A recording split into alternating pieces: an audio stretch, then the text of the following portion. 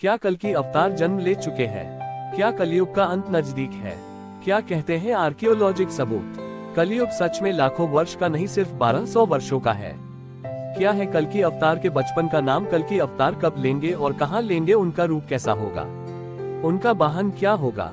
कब अंतर्युग की स्थापना करेंगे? ऐसे तमाम सवालों के जवाब श्रीमद् भागवत गीता में मौजूद है। इसमें इन्हीं सब सवालों के बारे में बताने वाले हैं। नमस्कार दोस्तों, आपका हमारे YouTube चैनल पर एक बार फिर से स्वागत है। हिंदू धर्म ग्रंथों में इस बात का वर्णन मिलता है कि जब जब धरती पर पाप और अन्याय बढ़ा है, तब तब भगवान विष्णु जी किसी न किसी रूप में धरती पर पापियों का विनाश करने के लिए प्रकट हुए हैं। वामन अवतार, भगवान नरसिंह, मत्स्य अवतार, राम अवतार, श्री कृष्ण अवतार, ये सभी बात के प्रमाण हैं। शास्त्रों में विष्णु के 10 अवतारों का लेख में लिखा है। इसमें से अब तक वे 9 अवतार ले चुके हैं, लेकिन कलयुग में भगवान का अंतिम अवतार होना अभी बाकी है। ऐसा माना जाता है कि जब कलयुग अपनी चरम सीमा पर पहुंचेगा, तब विष्णु जी कल्कि अवतार लेकर कलयुग का अंत करेंगे और अंतर योग की स्थापना करेंगे। कल्कि अवतार आज भी लोगों के लिए एक रहस्य है, हर कोई जानना चाहता है। पुराणों में कल्कि अवतार के कलयुग के अंतिम चरण में आने की भविष्यवाणी की गई है। अभी कलयुग का प्रथम चरण ही चल रहा है, लेकिन अभी से ही कल्कि अवतार के नाम पर पूजा पाठ और कर्मकांड शुरू हो चुके हैं। कुछ संगठनों का दावा है कि कल्कि अवतार के प्रकट होने का समय नजदीक आ गया है और कुछ का दावा है कि कल्कि अवतार हो चुका है। कल्कि अवतार को लेकर हिंदुओं में ये भ्रम और मतभेद क्यों है? क्या शंकराचार्य इसे स्पष्ट करने की जिम्मेदारी नहीं रखते हैं? वर्तमान में भगवान कल्कि के नाम पर उत्तर प्रदेश में संभल ग्राम में एक मंदिर बना है। उनके नाम पर दिल्ली आदि क्षेत्रों में ऑडियो, वीडियो, CD, पुस्तक आदि साहित्य सामग्री का विकास कर प्रचार प्रसार किया जा रहा है। उनके नाम की आरती, चालीसा, पुराण आदि मिलते हैं। उत्तर प्रदेश में सक्रिय कल्कि वाटिका नामक संगठन का दावा है कि कल्कि अवतार के प्रकट होने का समय नजदीक आ गया है।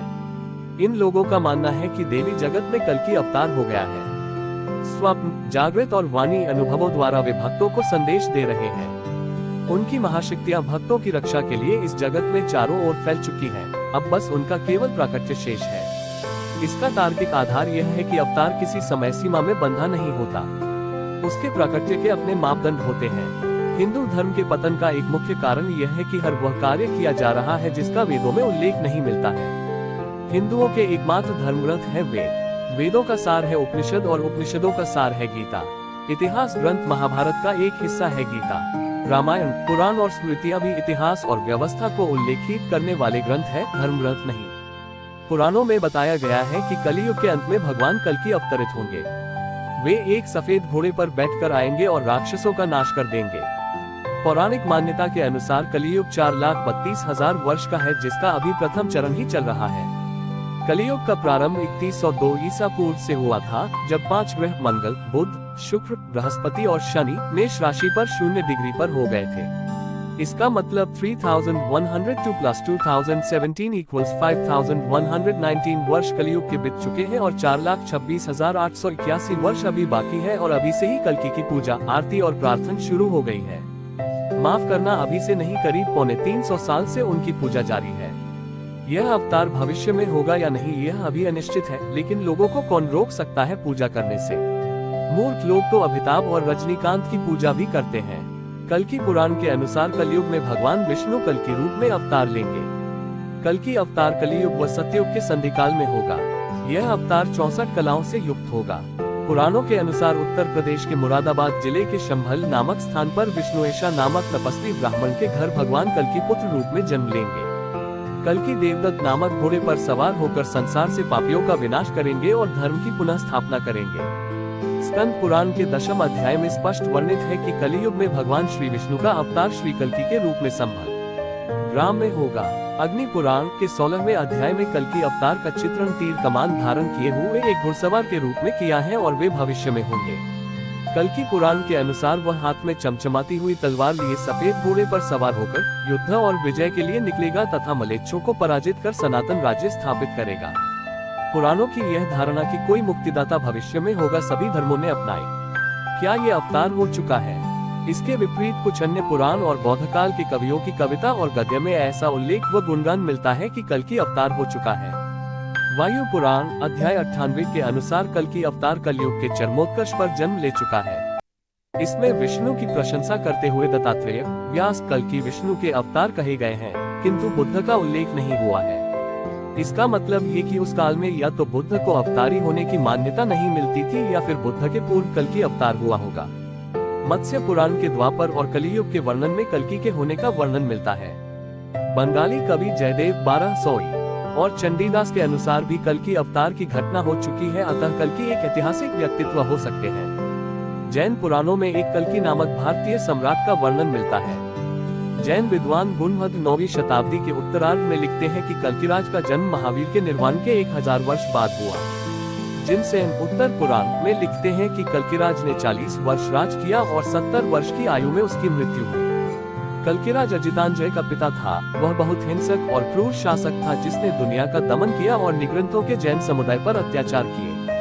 गुणवद के अनुसार उसने दिन में एक बार दोपहर भोजन करने वाले जैन निग्रंथों के भोजन पर भी टैक्स लगा दिया था, जिससे वे भूखे मरने लगे। तब निग्रंथों को कल्कि की क्रूर यातनाओं से बचाने के लिए एक दैत्य का अवतरण हुआ, जिसने वज्र बिजली के प्रहार से उसे मार दिया और अनगिनत युगों तक असहनीय दर्द और यातनाएं झेलने के लिए रत्नप्रभा नामक नर्क में भेज दिया। प्राचीन जैन ग्रंथों के अनुसार कल्कि एक ऐतिहासिक सम्राट था जिसका शासनकाल महावीर की मृत्यु के 1000 साल बाद हुआ, यानी कि महावीर स्वामी का जन्म यदि प्राचीन काल निर्धारण अनुसार माने तो 1797 विक्रम संवत पूर्व अर्थात महावीर के 1000 वर्ष बाद यानी 797 विक्रम संवत पूर्व कल्कि हुए थे, अर्थात 739 BC। अब यदि हम अंग्रेजों द्वारा लिखे इतिहास का काल निर्धारण माने तो महावीर स्वामी का जन्म 599 BC हुआ था। इसका मतलब महावीर के 1000 वर्ष बाद कल्कि हुए थे, यानी कि तब भारत में गुप्त वंश का काल था। मौर्य और गुप्त काल को भारत का स्वर्ण काल माना जाता है। गुप्त काल के बाद ही भारत में बौद्ध और जैन धर्म का पतन होना शुरू हो गया था। आधे भारत पर राज्य करने वाले बौद्ध और जैनों का शासन आखिर हर्षवर्धन के काल तक समाप्त होकर शून्य क्यों हो गया? तब क्या हम यह माने कि गुप्त वंश के पतन के बाद ही कल्कि का अवतार हुआ, जिसने शक कुषाण आदि को ही नहीं मार भगाया बल्कि जिसने बौद्ध और जैनों के प्रभुत्व को भी समाप्त कर दिया? यदि हम प्राचीन तारीख निर्धारण के अनुसार कल्कि का जन्म 739 BC मानते हैं तो इसका मतलब कि जैन तीर्थंकर पार्श्वनाथ 877-8777 ईसा पूर्व के बाद कल्कि का जन्म हुआ होगा। पार्श्वनाथ के काल में जैन धर्म अपने चरमोत्कर्ष पर था और निश्चित ही तब हिंदुओं के लिए जैन धर्म एक खतरा जान पड़ा होगा। यदि गुप्त काल के बाद कल्कि का होना माने तो गुप्तों के बाद हुनों ने भारत पर कब्जा कर लिया था। जैन ग्रंथों में वर्णित कल्कि का समय और कार्य हुन सम्राट मिहिरकुल के साथ समानता रखता है, अतः कल्किराज और मिहिरकुल 502-542 के एक होने की संभावना से इनकार नहीं किया जा सकता। इतिहासकार के.बी. पाठक ने सम्राट मिहिरकुल हुन की पहचान कल्कि के रूप में की गई है। वे कहते हैं कि मिहिरकुल का दूसरा नाम कल्किराज था। जैन ग्रंथों ने कल्किराज के उत्तराधिकारी का नाम अजितांजय बताया है। मिहिरकुल हुन के उत्तराधिकारी का नाम भी अजितांजय था। कुछ विद्वानों के अनुसार मिहिरकुल को कल्कि मानना इसलिए ठीक नहीं होगा क्योंकि हुन तो विदेशी आक्रांता थे। उनको तो इतिहास में विधर्मी माना गया है। विधर्मी का अर्थ होता है ऐसे व्यक्ति जिसने या जिसके पूर्वजों ने हिंदू धर्म को त्याग कर दूसरों का धर्म अपना लिया हो। लेकिन ऐतिहासिक प्रमाणों के अनुसार हुन विदेशी नहीं थे। उन्हें प्राचीन काल में यक्ष कहा जाता था। वे सभी धनाढ्य लोग थे। भारत के प्रथम शक्तिशाली हुन सम्राट तोरमान के शासनकाल के पहले ही वर्ष का अभिलेख मध्य भारत के एरन नामक स्थान से वाराह मूर्ति से मिला है। हुनों के देवता वाराह थे। कालांतर में हुनों से संबंधित माने जाने वाले गुर्जरों के प्रतिहार वंश ने मिहिरभोज के नेतृत्व में उत्तर भारत में अंतिम हिंदू साम्राज्य का निर्माण किया और हिंदू संस्कृति के संरक्षण में हुनों जैसी प्रभावी भूमिका निभाई। अंततः ये कहा अभी भी सही नहीं होगा कि कल्कि अवतार हो चुका है या नहीं हुआ है। ये कहना भी उचित नहीं होगा कि होने वाले अवतार की अभी से ही पूजा की जाए और उनके मंदिर या व्यक्तित्व के आसपास धर्म का एक नया व्यापार या पाखंड खड़ा किया जाए, क्योंकि यह कहना सही नहीं है कि यह एक पाखंड है या नहीं। जो लोग वेद को पढ़ते और समझते हैं वे ही उचित समझते हैं। आइए जानते हैं भगवान कल्कि के बारे 7 ऐसे रहस्य जो कम लोगों को पता है और अक्सर लोग कल्कि भगवान के बारे में इन सवालों को इंटरनेट पर सर्च भी करते हैं। जाने कल्कि भगवान की 7 रहस्यमयी बातें। पुराणों के अनुसार भगवान विष्णु हर युग के अंत में अवतार लेकर धर्म को पुनर्स्थापित करते हैं। अब तक भगवान विष्णु के 9 अवतार हो चुके हैं और अब केवल 10वां अवतार कल्कि होना बाकी है। इस अवतार के बारे में पुराणों में बताया गया है कि कलियुग के अंत में भगवान यह अवतार धारण करेंगे और अधर्मियों का अंत करके फिर से धर्म का राज स्थापित करेंगे। अभी कलियुग का आधा समय ही बीता है, इसलिए अभी इस अवतार के होने में काफी समय है। कल्कि पुराण के अनुसार भगवान विष्णु का कल्कि अवतार संभल गांव में होगा। ऐसी मान्यता है कि उत्तर प्रदेश के मुरादाबाद के पास स्थित संभल गांव ही वह स्थान है जहां भगवान का 10वां अवतार होना है। इस अवतार में भगवान के पिता का नाम विष्णु यश होगा। ये भगवान के भक्त एवं वेदों और पुराणों के ज्ञाता होंगे। इनकी माता का नाम सुमति होगा। कल्कि भगवान की पत्नी का नाम देवी लक्ष्मी का ही एक अन्य नाम होगा, पद्मा। ऐसी भी कथा है कि देवी वैष्णवी यानी माता वैष्णो देवी जो रामावतार के समय से भगवान से विवाह से लिए तपस्या कर रही है, उनकी तपस्या कल्कि भगवान पूर्ण करेंगे और उनसे विवाह करेंगे। ऐसी मान्यता है कि इस अवतार में भगवान का वाहन एक सफेद रंग का घोड़ा होगा। ये घोड़ा देवदत्त के नाम से जाना जाएगा।